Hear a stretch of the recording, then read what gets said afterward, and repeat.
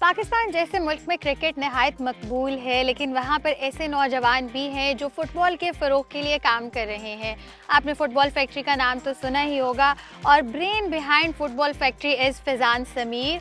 फैज़ान पाकिस्तानी वाहिद UFA academy से graduate हैं और इसके साथ ही साथ हाल ही में इन्हें प्राइड ऑफ पाकिस्तान का एजाज़ भी मिला है।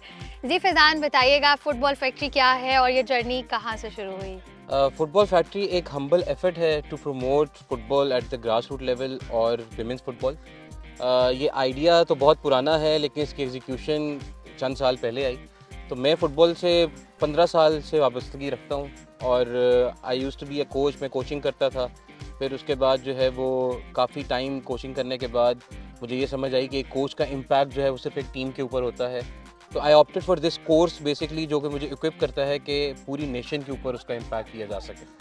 फैज़ान, आइडिया क्या था फुटबॉल फैक्ट्री के पीछे, ये कैसे इस्टेब्लिश हुआ? देखिए, आइडिया ये है कि पाकिस्तान का नेशनल एंथम हम सुने वर्ल्ड कप में, और आइडिया यहीं से आया था। तो उस गोल तक पहुंचने के लिए ये सारे उसके प्री रेक्विजिट्स हैं। क्रिकेट ऑब्वियसली हमें क्रिकेट ओरिएंटेड नेशन है, लेकिन अब अगर आप देखें तो अब जितने भी बच्चे हैं जो फॉर एग्जांपल जो यूथ की ब्रैकेट में लाई करते हैं, वो फुटबॉल को ज़्यादा प्रेफर करते हैं। जहाँ तक सपोर्ट की बात है तो एज सच सपोर्ट हमें अभी तक मिली नहीं किसी जगह से। यस, हम यहाँ पे गवर्नमेंट की फैसिलिटी यूज़ करते हैं तो ये हमारे पास सपोर्ट ज़रूर है, बट देन अगेन वी पे रेंट टू देम। और उसके अलावा एज सच सपोर्ट अभी तक हमें कोई नहीं मिली जो हम कर रहे हैं सेल्फ फंडेड प्रोजेक्ट के तौर पे कर रहे हैं।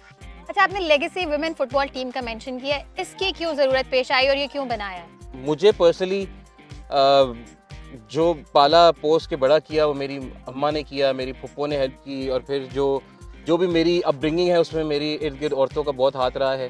आई थिंक पूरी दुनिया में ही विमेंस फुटबॉल थोड़ा लेट आया है, पाकिस्तान में तो बहुत ही पीछे है।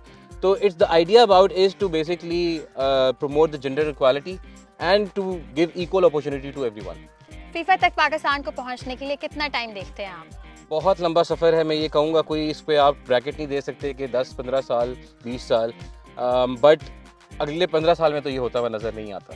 तो वो भी तब है जब हम अभी से राइट माइंडसेट के साथ, राइट पॉलिसीज़ के साथ, राइट स्ट्रक्चर के साथ काम करना शुरू करें, ग्रास रूट के लेवल पे डेवलप करना शुरू करें, यूथ के लेवल पे डेवलप करना शुरू करें, तब जाके हमारा कुछ चांस बनता है कि हम शायद 20 सालों में या 25 सालों में वही वर्ल्ड कप खेल लें। 7-0 उर्दन और पाकिस्तान का फुटबॉल मैच, ये क्लियर डिफीट थी, तो आप इसको किस तरह देखते हैं? काफ़ी लोग इस पर खुश भी हैं। ये बड़ी बात इसलिए है क्योंकि देखें, फुटबॉल और क्रिकेट में ज़मीन आसमान का फ़र्क है। फुटबॉल की एक्टिविटी सारा साल चलती है और उसके बाद नेशनल टीम्स के कैंप इस तरह से लगते हैं कि ऑलरेडी जो लीग चल रही होती हैं मुल्कों के अंदर, उसमें से जब लड़के पिक होते हैं तो वो ऑलरेडी अपनी एक एक्टिविटी पूरा साल चला रहे होते हैं। हमारे यहाँ कोई लीग नहीं है, तो हमारे लड़के पूरा साल कुछ भी नहीं करते, सिर्फ नेशनल टीम के जो कैंप्स लगते हैं उसमें आते हैं। इसमें लड़कों का कोई कसूर नहीं है, इसमें टीम का कोई कसूर नहीं है, इसमें कसूर मैं किसी को ब्लेम नहीं करना चाहूँगा। लेकिन ये ज़रूर है कि आप ये देखें कि अगर आप एक प्लेयर को कहें कि 3 महीने घर बैठो और उसके बाद 2 हफ्ते का कैंप लगा के आके जॉर्डन जैसी टीम के खिलाफ खेलो जो कि एशियन फाइनलिस्ट है, तो फिर आई वुडंट से कि 7-0 और 2-0 at home is a bad score. हमें ये एक्टिविटी मिल रही है, ये भी 8 साल 10 साल बाद एक्टिविटी मिल रही है, तो इस वजह से कहा जा रहा है कि ये भी एक अच्छा साइन है और पॉजिटिव साइन है।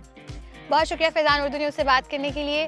तो जैसे फैज़ान ने बताया कि पाकिस्तान में टैलेंट की कमी नहीं है, अपॉर्चुनिटीज़ और रिसोर्सेज की कमी है, और अगर हुकूमती इदारे इस पर काम करें तो हम अगले कुछ सालों में पाकिस्तान को फीफा में देख सकते हैं। इस हवाले से देखते रहिए उर्दू न्यूज़।